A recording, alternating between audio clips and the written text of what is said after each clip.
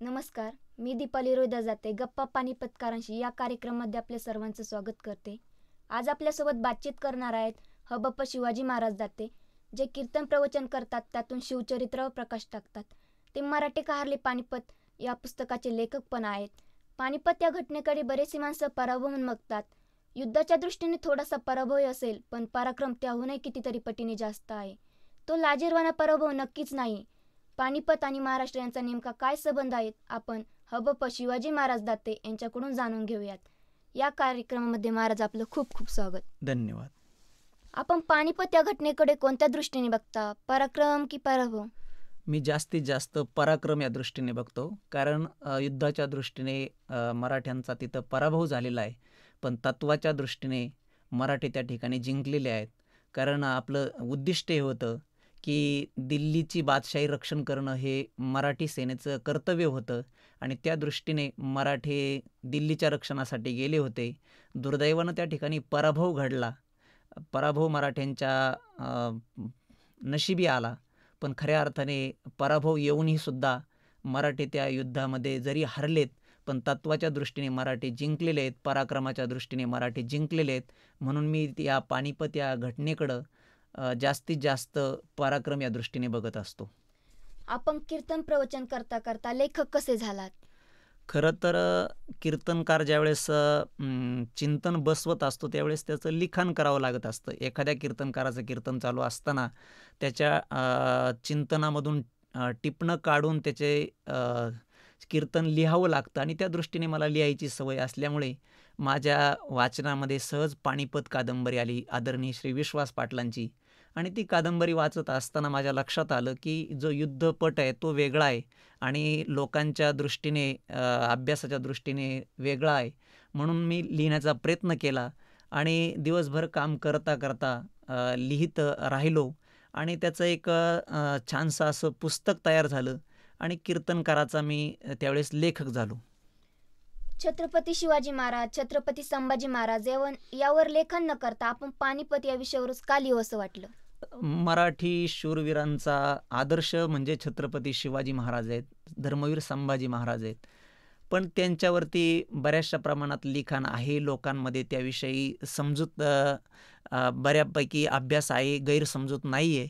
पण पानिपत या घटनेबद्दल लोकांच्या मनामध्ये प्रचंड मोठं अज्ञान आहे आणि ते अज्ञान कुठंतरी कमी व्हावं, ते आपल्या दृष्टीने जे आपल्याला समजलंय, जे उलगलंय ते लोकांना कळावं या दृष्टीने मी लिहिण्याचा प्रयत्न केला. आणि पानिपत हा विषय मला आवडला याचं कारण की विश्वास पाटील म्हणतात त्याप्रमाणे पानिपत ही युद्ध घटनाच अशी आहे की ती मराठी मनावरची एक भळभळती जखम आहे आणि ती जखम कुठंतरी लोकांपर्यंत पोहोचावी या उद्देशाने मी हे पुस्तक लिहिण्याचा प्रयत्न केलेला आहे. लेखनाला वेळ कसा मिळाला, त्यातला एखादा गमतीदार प्रसंग सांगा. खऱ्या अर्थाने लिखाण करणं किंवा साहित्य निर्माण करणं याच्यामध्ये आपल्याला काही जास्त रस नाही आहे, पण एक आपल्याला जे समजलं ती घटना लिहिण्याकरता दिवसभर कष्ट करून संध्याकाळी 10-11 वाजेपर्यंत मी लिहित असायचो. एक आपल्या आवडीचं काम असल्यानंतर आपण ते अगदी आवडीने करत असतो, त्याचा कंटाळाही येत नाही. अशा पद्धतीने अगदी दिवसभर कष्ट करून संध्याकाळी मी ते आवडीनं लिहिलं आणि लिहित असताना प्रत्येक लेखकाला वेगवेगळे अनुभव येत असतात. त्या पद्धतीने आमच्याही दृष्टीने असा एक गमतीदार अनुभव आला की ऐन तारुण्यामध्ये कोणताही लेखक लिखाण करत असतो आणि अशा वेळेस नुकतंच लग्न झालं होतं आणि लग्न झाल्यानंतर पानिपत या पुस्तकाकडं वळलो वाचण्याकरता, लिखाण करण्याकरता. आणि त्यावेळेस हिंदवी नावाची आमची छोटीशी मुलगी ते पुस्तक लिहित असताना अशी रांगत रांगत सोप्याखाली शिरली आणि त्याच्यानंतर ज्यावेळेस ती वरडायला लागली, तिला बाहेर निघता येईना, त्यावेळेस आमच्या पत्नीनं मोठ्याने आवाज दिला. म्हटली, तुम्ही लिहित बसलात पण ती हिंदवी त्या सोप्याखाली शिरलेली तिला बाहेर काढा. आणि त्यावेळेस खऱ्या अर्थाने मी तिथं नव्हतोच. जर तुम्ही विचारलं तुम्ही कुठं असता तर त्याचं उत्तर सापडून येतं. मी त्यावेळेस पानिपत या युद्धक्षेत्रामध्ये होतो, त्या घटनेमध्ये मी प्रत्यक्ष साक्षीदार होतो. आणि आवाज दिल्यानंतर मी ते पुस्तक बाजूला ठेवलं, लिखाणाचं साहित्य बाजूला ठेवलं आणि हिंदवीला त्या खुर्ची खालनं बाजूला काढलं. असा एक गमतीदार प्रसंग याच्यामध्ये घडला. छत्रपतींचे वारस असणारे मराठी महाराष्ट्र सोडून पानिपतावर कसे काय गेले? खरं तर महाराष्ट्राचा इतिहास आहे की देशाचं रक्षण करणं. कारण दिल्लीवरती संकट आलं की त्याकरता महाराष्ट्र धावून जातो. हिमालयावरती संकट आलं की त्याच्याकरता सह्याद्रीच धावून जातो. अशा पद्धतीचा इतिहास महाराष्ट्राचा आहे की संबंध भारतामध्ये अशी एकही कुणी लढाऊ जमात नव्हती की जी दिल्लीचं रक्षण करील. आणि हे बादशाहीच्या लक्षात आल्यामुळं बादशाहीचं रक्षण करण्याकरता मराठ्यांशी त्यांनी करार केला, जो अहमदिया करार म्हणून प्रसिद्ध झाला. आणि त्या करारानुसार दिल्लीचं रक्षण करण्याची जबाबदारी मराठ्यांवरती आली. आणि म्हणून अब्दालीचं पारिपत्य करण्याकरता, अब्दालीला संपवण्याकरता मराठी पुण्यावरून पानिपतावरती गेलेले आहेत आणि त्या ठिकाणी त्यांचा फार मोठा पराक्रम आहे. यात्रेकरू, विधवा महिला यांची बेडी सेनापती सदाशिवरावांना कशी सताक लागली? खरं तर सेनापती या नात्याने पूर्ण अधिकार त्यांना द्यायला पाहिजे होते. ते पूर्ण अधिकार पुण्यामधून नानासाहेब पेशव्यांकडून दिले गेलेले नाही आहेत. हा खरं तर त्या व्यक्तित्वावर फार मोठा अन्याय झाला असं माझं एक लेखक म्हणून माझं म्हणणं आहे. कारण सेनापती या नात्याने त्यांना अधिकार पूर्ण द्यायला हवे होते, ते काही दिले नाही. कारण इथून निघतानाच जी फौज, मराठी फौज निघाली तर याच्यामध्ये रघुनाथराव पेशवे आणि सदाशिवरावांमध्ये कुरबुर झाली दोघांमध्ये की तुम्ही पराक्रम केला रघुनाथरावांनी, पण त्याच्याकरता त्यांनी फार मोठं कर्ज घेतलं होतं. ते कर्ज कसं फेडायचं याच्यावरून त्यांचं दोघांमध्ये भांडण झालं. आणि म्हणून सदाशिवराव म्हटले मी जातो. आणि म्हणून सदाशिवराव त्या ठिकाणी निघाले. पण जाताना नानासाहेब पेशव्यांनी सांगितलं तुमच्यासोबत यात्रेकरू येतील, त्यांनाही सोबत घ्या. आणि त्यांची जी यात्रा आहे, काशी यात्रा असेल, आपल्या हिंदू धर्मातली महत्त्वाची तीर्थक्षेत्र आहे, त्यांची ती यात्रा त्यांना सुखकर अशी घडवा. आणि यात्रेकरू सोबत आले. त्याच्यानंतर विधवा महिला आपल्या पतीची रक्षा घेऊन सोबत आलेत. असं करता करता यात्रेकरूच फार मोठ्या प्रमाणात झालेत. लढणारी फौज कमी राहिली. आणि यात्रेकरूंचं एक मराठी भाषेमध्ये आपण लटांबर म्हणूया, ते लटांबर जास्त झालं. आणि ती एक बेडी सेनापती सदाशिवरावांना ती ऋतू लागली. त्यांची झालेली उपासमार त्याबद्दल तुम्ही काय सांगाल? उपासमार जर म्हटलं तर खऱ्या अर्थाने एक मनाला फार मोठं दुःख होतं की त्या ठिकाणी मराठी फौज गेली, दिल्लीला जाऊन भिडणार आहेत, पण खायलाच काय नाही आहे. आणि त्यावेळेस दिल्लीची जर अवस्था जर पाहिली तर आपण त्या ह्या पुस्तकामध्ये वर्णन केलेलं आहे की एखाद्या मरण पावलेल्या विधवा महिलेसारखी दिल्लीची अवस्था झालेली आहे. मुख्य बाजारी पेठ आहे, ती बाजारपेठ जणू काही स्मशान रस्ता आहे अशा पद्धतीने होती. कुलपावरती गंज चढलेला आहे, कोणी माणूस त्या ठिकाणी फिरकत नाही आहे. अशा पद्धतीने दिल्लीची अवस्था झालेली. कोणी येतं दिल्ली लुटून जातं. त्यामुळं दिल्लीत काही राहिलेलं नाही आहे. आणि त्यांना फार मोठी आशा होती की आपण दिल्लीत गेल्यानंतर काहीतरी अन्नधान्य मिळू आणि आपले दिवस सुखाचे जातील. पण त्या आशेवरती अक्षरशः पाणी फिरलं. आणि त्या ठिकाणी एक त्यांना असा चांदीचा छत दिसून आला. आणि सदाशिवरावांनी एक त्यांना आज्ञा केली आपल्या सैनिकांना की हा जो चांदीचा छत दिसतो तो काढा. आणि तो काढून त्याचे आपण काही टाकसाळ म्हणू, थोडक्यात पैसे म्हणू, ते बनवून आपल्या मराठी फौजेला अन्नधान्य पुरवण्याची सुविधा करू. त्या ठिकाणी काही माणसं अक्षरशः त्या ठिकाणी ओकरू लागली, पण काही मिळालं नाही. आणि ते चांदीचा छत काढत असताना तेथील काही लोकांनी विरोध केला. राजाजी एक गलत काम मत करिये. त्यावेळेस सदाशिवराव संतापले. म्हटले आत्तापर्यंत तुमचं मयूर सिंहासन नादिरशहाने लुटून नेलं, त्यावेळेस तुमचा स्वाभिमान कुठं गेला होता आणि आत्ता तुमचा स्वाभिमान जागा झाला. आम्ही दिल्लीच्या रक्षणासाठी आलो, तर आम्ही का मौज करण्यासाठी आलेलो नाही आहे, त्याच्यामुळं तुम्ही अडू नका. आणि ती लोकं बाजूला गेली. आणि एक तेवढ्या 4-6 लाखामध्ये त्यांचे 1-2 महिने सुखाचे गेले. अशा प्रकारे उपासमार प्रचंड मोठ्या प्रमाणात झाली त्यांची. महाराज, बाजारबुणगी म्हणजे काय? बाजारबुणगे म्हणजे फौजेमध्ये जे बिनकामी माणसं त्याला बाजारबुणगे म्हणतात. त्याचं कारण की ती माणसं लढणारी नसतात. उदाहरणार्थ फौज पानिपताकडे चाललेली आहे, पण त्यांच्या सेवेकरता दुसरी माणसं असणार. समजा धान्य आहे, पण ते धान्य दळायचं, स्वयंपाक करायचा, मग हे काम करण्याकरता जी माणसं असतात सेवेकरी, थोडक्यात लढणारी नसतात, पण फौजेच्या सोबत असतात, त्याला बाजारबुणगे म्हटलेले आहेत. आणि असे बाजारबुणगे बऱ्याचशा प्रमाणात झाले. खरं तर हे युद्धाच्या दृष्टीने फार मोठं दुर्दैव ठरलं. बरेचसे लोक या युद्धाला जाती रंग देतात, ते तुम्हाला योग्य वाटतं का? जातीय रंग देणं योग्य नाही आहे. कारण त्याचं कारण असं आहे, जी पातशाही दिल्लीची रक्षण करायची तसं पाहिलं तर तो बादशाह धर्माने मुसलमान आहे आणि त्याचं रक्षण करणारे मराठे हिंदू आहेत. म्हणून आणि त्यांच्याही सैन्यामध्ये बरेचसे हिंदू आहेत. जसं सुजाउद्दौला खानाच्या सैन्यामध्ये अनुपगिरी आणि उमरावगिरी हे 2 गोसावी बंधू होते किंवा आपल्याही सैन्यामध्ये इब्राहिम खान गारदी म्हणून तोफखाना प्रमुख होता. म्हणून प्रत्येक त्याच्यामध्ये युद्धाच्या प्रसंगामध्ये वेगवेगळ्या जाती धर्माची माणसं असतात. फार आपण पाहिलं तर महाराणा प्रतापांचा इतिहास असेल किंवा छत्रपती शिवाजी महाराजांचा इतिहास असेल, प्रत्येक याच्यामध्ये वेगवेगळ्या जाती धर्माची माणसं असतात. म्हणून याही युद्धामध्ये सेनापती जरी ब्राह्मण असले पण सबंध महाराष्ट्र त्या ठिकाणी एकवटला होता. 18 पगड जातीतली माणसं त्या ठिकाणी पानिपतावर उपस्थित होती. म्हणून त्याला जातीय रंग देणं मला योग्य वाटत नाही. आजच्या तरुण वर्गाने पानिपत या घटनेकडून काय शिकावं? पानिपत या घटनेकडून नक्कीच शिकण्यासारखं आहे की ती घटना कालबाह्य म्हणून अजिबात पाठीमागं टाकून नाही द्यायला पाहिजे. त्यातून शिकण्यासारखं आहे की आपण पराक्रम करतो पण आपल्या काही चुका घडतात. त्या चुका जर घडत राहिल्या तर मग आपल्या आयुष्यात पराभव येऊ शकतो. थोडक्यात पानिपत होतं असं नाही मी म्हणणार, पण आयुष्यामध्ये थोड्याही चुका फार मोठ्या युद्धप्रसंगाला कलाटणी देतात. या दृष्टीने जर पाहिलं तर छत्रपती शिवाजी महाराजांनी अफजलखान प्रतापगडाच्या पायथ्याला आणला, पण त्या प्रसंगामध्ये जर छोटीशी चूक केली असती, म्हणजे महाराजांच्या प्रत्येक इतिहास प्रसंगामधला आपण जर आढावा घेतला, समजा आग्र्याच्या प्रसंगामध्ये जर थोडीशी चूक झाली असती तर महाराज संपले असते. अफजलखान प्रसंगामध्ये जर चूक झाली असती तरी महाराज संपले असते.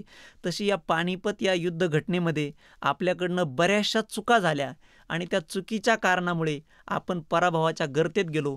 म्हणून आजच्या तरुणाईने पानिपत या घटनेकडून बोध घेताना असा घ्यावा की आपल्याही आयुष्यामध्ये आपण काही चुका न कराव्यात आणि चुका न करता आपलं आयुष्य समृद्ध असं घडवावं, व्यसनमुक्त जीवन जगावं. हा या निमित्ताने या तरुणाईला संदेश लेखक या नात्याने मी देतो. तुम्ही या युद्धाला मराठे का हारले पानिपत असं का म्हटले? खरं पाहिलं तर या युद्धाला आपण जिंकलो असंही म्हणता येत नाही आणि आपण हारलो असंही म्हणता येत नाही. अशा बऱ्याचशा लढाई आहेत. उदाहरण द्यायचं ठरलं तर महाराणा प्रतापांची हळदीघाटची लढाई, ज्यामध्ये महाराणा प्रतापांचा पराभव झाला, पण त्या पराभवातून महाराणा प्रतापांचं नुकसान काही असं झालेलं नाही. म्हणजे तत्वाच्या दृष्टीने महाराणा प्रताप जिंकलेले आहेत, त्यातून ते शिकलेले आहेत आणि परत तो शत्रू त्या युद्ध घाबरून परत काही कानाडोळा करीत नाही. याचा अर्थ आपली दहशत त्या शत्रूनं घेतली आणि त्या दृष्टीने तर आपला पराभव म्हणता येत नाही, पण आपण जिंकलो असंही म्हणता येत नाही. कारण युद्धाच्या दृष्टीने जर पाहिलं नियम असा आहे की ज्याच्या ताब्यात ते रणांगण असतं तो जिंकला असं म्हणावं लागतं आणि पानिपतचं रणांगण हे अब्दालीच्या ताब्यात होतं. या दृष्टीने आपण त्या ठिकाणी हरलो, म्हणजे एका दिवसापुरते हरलो. म्हणजे 100% आपण 10% हरलो आणि 90% जिंकलो. कारण तत्वाच्या दृष्टीने आपण त्या ठिकाणी जे आपलं उद्दिष्ट होतं ते आपण पूर्ण केलेलं आहे. आणि अजून एक महत्त्वाची गोष्ट या निमित्ताने मी सांगू शकतो की जो शत्रू येतो आपली तोंड भरून स्तुती करतो. ज्यावेळेस पानिपतचं युद्ध झालं त्यावेळेस स्वतः अब्दाली त्याच्या सेनापतीला सांगतो, शाहवली खानला, की मराठ्यांचा पराक्रम इतका सोपा नाही आहे. उपाशीपोटी मराठे एवढे लढले, त्यांचा पराक्रम बघण्याकरता आपल्या इस्पिंदार आणि रुस्तुम असते तर त्यांनीसुद्धा मराठ्यांचा पराक्रम पाहून आपली बोटं तोंडात घातली असती. असं शत्रू ज्यावेळेस वर्णन करतो त्यावेळेस आपला विजय म्हणायला हरकत नाही. म्हणजे या दृष्टीने आपला विजय आहे. डॉक्टर सदानंद मोरे एका ठिकाणी मुलाखतीत म्हणतात की या मराठ्यांच्या या पानिपत युद्ध घटनेला फिनिक्स पक्षाची उपमा देता येते. पराभव जरी झाला पण त्यांनी त्याची काही हार मानली नाही. नंतर नेटाने मराठी सैन्य उभं राहिलं आणि दिल्लीवरती परत भगवा झेंडा फडकला. या दृष्टीने तो मराठ्यांचा विजय आहे. पण एका दिवसाच्या दृष्टीने का होईना आपण हारलो, मग आपण ते का हारलो असं जर आपण त्या युद्ध घटनेला प्रश्न विचारला तर त्याचं उत्तर मिळून जातं. थोडक्यात आमच्या पुस्तकाचं उत्तरच आहे, मराठे का हारले पानिपत. त्यांनी पुस्तक वाचावं, उत्तर मिळून जातं. अशा अर्थाने आम्ही मराठे का हारले पानिपत हा शब्द वापरला. तो खऱ्या अर्थाने मराठी पराक्रमाला कमीपणा लेखण्याकरता नाही, मुळीच नाही, वाचल्यानंतर लक्षात येईल. या युद्धानंतर महाराष्ट्र पुन्हा नेटाने उभा राहून दिल्लीच्या तख्तावर का नाही बसला? खरं तर फिनिक्स पक्षाची उपमा आहे, जो राखेतून आपलं अस्तित्व निर्माण करतो. असे मराठे पुन्हा ताकदीने उभे राहिले नाही असं नाही. दुसऱ्या माधवरावांच्या काळामध्ये प्रचंड प्रमाणात मराठे उभे राहिलेत. महदजी शिंदेंच्या नेतृत्वाखाली दिल्ली मराठ्यांच्या ताब्यातही आली. पण सिंहासन जे होतं ते बादशहाचं होतं. जे सरदार होते ते नाराज झाले असते. म्हणून त्या ठिकाणी बादशाह नाम मात्र त्यांचा ठेवायचा आणि कारभार मात्र मराठ्यांनी करायचा. हा राजकारणाचा शिरस्ता स्वतः शाहू महाराज, जे थोरले शाहू महाराज होते, त्यांनी घालून दिला होता आणि त्याचं पालन मराठ्यांनी केलं. सिंहासनावर जरी बसले नाहीत, पण पूर्णपणे मराठ्यांची सत्ता उत्तर भारतामध्ये होती. या अर्थाने मराठ्यांची ताकद कमी होती असं नाही आहे, पण राजकारणाच्या दृष्टीने मराठे त्या ठिकाणी सिंहासनावर बसलेले नाही आहेत. ज्यावेळी मराठे पानिपतावर जीव घेऊन पळाले त्यावेळची महिला, यात्रेकरू, जखमी सरदार यांची काय अवस्था झाली होती?